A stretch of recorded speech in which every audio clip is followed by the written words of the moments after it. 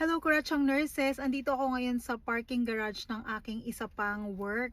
Pero dito kasi on-call ako at ang tawag sa akin dito ay Forensic Nurse Examiner Apprentice or FNE Apprentice. Hindi pa ako full-fledged na Certified Forensic Nurse Examiner. So, Forensic Nurse Examiner or FNE. Hindi pa ako certified. So, eto, nagtitraining pa lang ako. And dahil on-call ako, hindi kasi ito yung trabaho na kailangan mong pasukan 8 to 5 or within the whole shift. Ito ay tatawagan ka lang kung kailan may kaso. Ito technically yung job number 3 ko. Pero kasi hindi ko to makakount as talagang high earning kasi nga on call lang. Pero ang goal ko rito is makatulong sa mga biktima kasi ang ginagawa ng mga forensic nurses ay nag-gather ng mga evidences para sa future, if the victims would like to press charges, merong evidence na magagamit against the assailant. So yun yung goal namin, kaya ko pinili na maging forensic nurse, or kumbaga I'm working my way towards becoming a full-time, full-fledged forensic nurse examiner.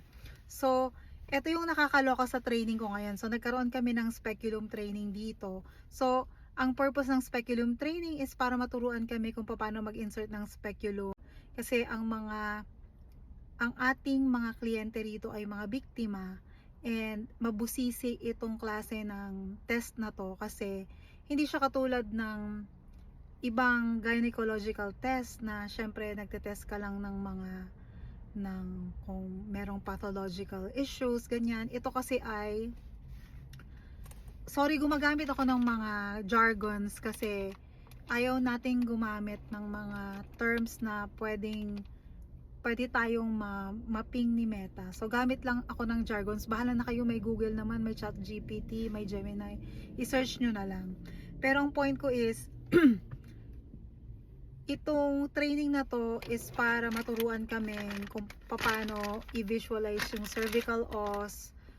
Ito ay insert sa vaginal canal, i-visualize siya, pipicturan siya, isuswab namin siya. So, yung mga ganong bagay para makakollect ng as accurate evidence as possible para matulungan ang mga biktima. Yan. So, ang nakakaloka sa training, yung trainer mismo, ito talaga, na-amaze talaga ako. Yung trainer mismo na babae, yung mismong genitalia niya, yung ginamit namin for training, as in, she allowed us to use herself for training. So, in-insert namin yung aming speculum sa kanyang vagina mismo.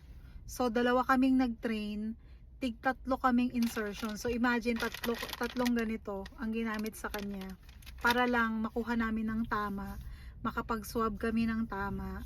At syempre, kailangan pa namin ng mas maraming exposure sa ganitong klaseng tests.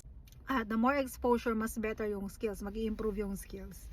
First time ko talagang maka-experience ng ganon, and sobra akong natuto ng bongga kasi nga actual. So ang sistema is, ano ka muna niya, instructan ka muna niya, bibigyan ka niya ng mga step by step, ganito ganyan, ine-explain niya yung mga bagay-bagay, tapos pinaliwanag niya yung parts na tong speculum, kung anong tawag dito, paano siya ino-operate. Tapos may dalawang klase nito, magkaiba, so in-explain niya pa rin yung pagkakaiba nila.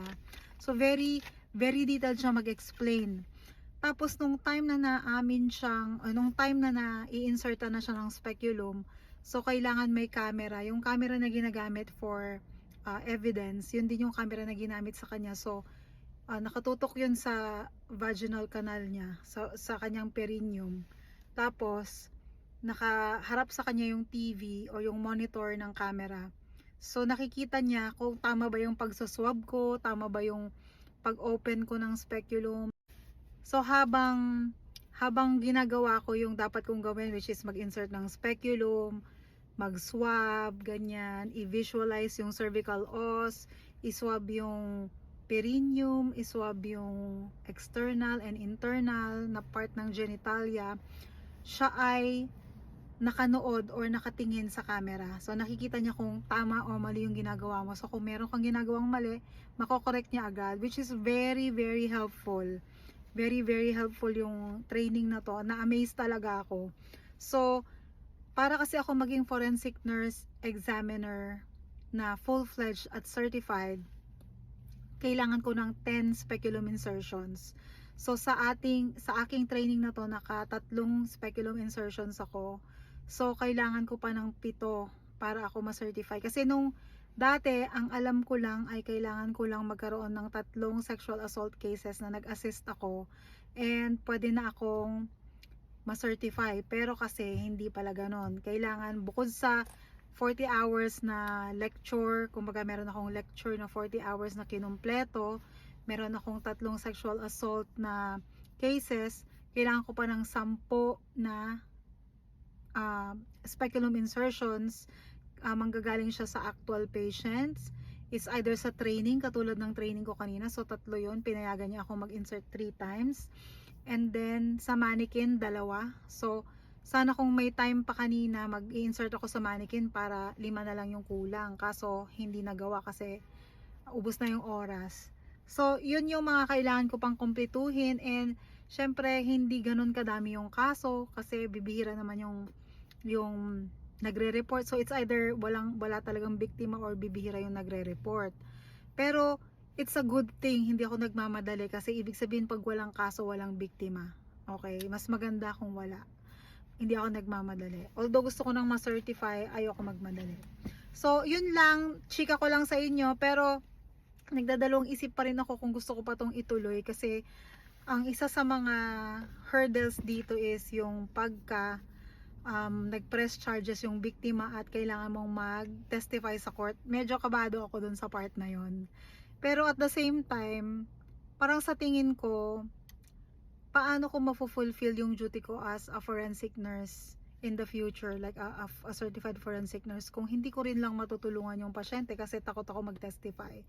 'Di ba? So, minsan kailangan din nating tignan kung ano ba yung goal natin sa buhay. Ano ba yung ginagawa, ano ba yung purpose why we do what we do as nurses. So, yon. So, pag-pray nyo ako, pinagpipray ko pa kung ito talaga ay para sa akin. Kasi minsan, mabigat din siya sa loob. Mabigat din siya sa loob at nakakatakot din minsan. So, yun lang. Bye! Chika ulit later.